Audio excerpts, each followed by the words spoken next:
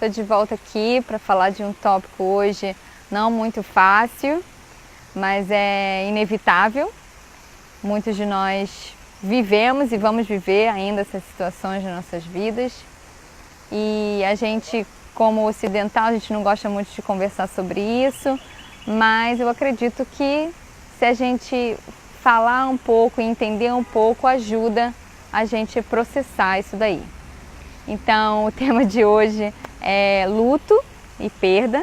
Como alguns de vocês sabem, eu perdi a minha mãe recentemente, acabou de passar 1 ano do aniversário da morte dela. E existe um modelo da Kübler-Ross, que é uma psiquiatra americana suíça. Ela explica esses estágios que a gente passa. E eu vou compartilhar com vocês a minha experiência, como que eu vivi isso daí. O primeiro estágio é o de choque e negação, quando a gente tem a perda diante da gente, ou a ameaça da perda, né? A gente não acredita que isso esteja acontecendo, a gente nega até determinado momento. E esse estágio é muito importante para a gente se proteger da intensidade dessa dor. Quando a gente começa a internalizar um pouco de que as coisas realmente vão acontecer, a gente vai para um segundo estágio, que é o estágio da raiva e da culpa, que pode acontecer ou antes ou após a perda, ou o de barganha. No meu caso, a barganha veio antes do estágio da raiva e da culpa.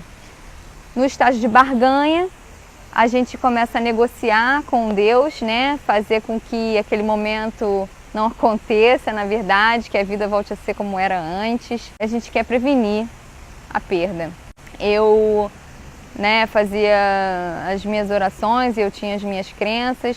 Você pode fazer isso com Deus, ou você pode fazer com a força do universo que você acredita, ou você pode fazer até com os médicos, tentando negociar uma extensão da vida dessa pessoa.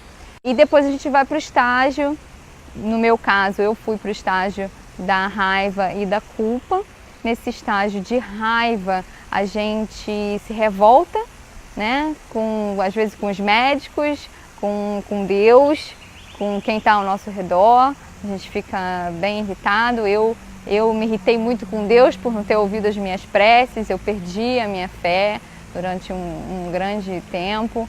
E vem também as perguntas que te fazem sentir culpada, se você poderia ter arrumado um outro hospital, um outro médico, um outro tratamento, se você poderia ter feito algo diferente, se você poderia ter sido uma pessoa diferente para aquela pessoa que você perdeu.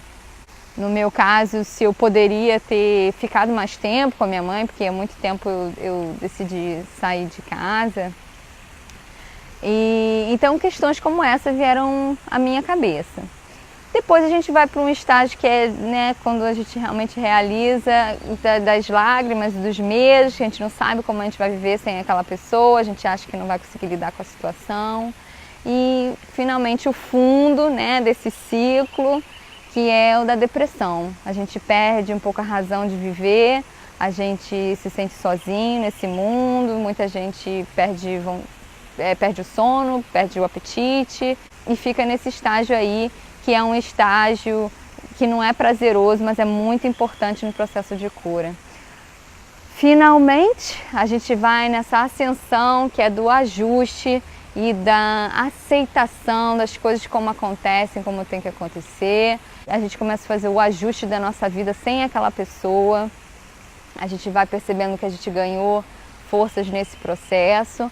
E a gente vai se preparando para seguir em frente numa vida diferente, uma vida com essas novas alterações. Não é um processo linear, muitas vezes a gente volta para alguns estágios e volta novamente para fazer novos ajustes, mas são estágios que acontecem e eu só quero que você entenda que é natural.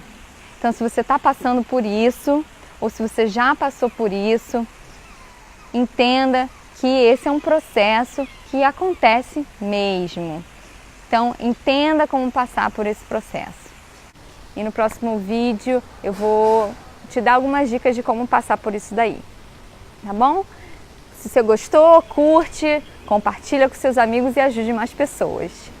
Obrigada!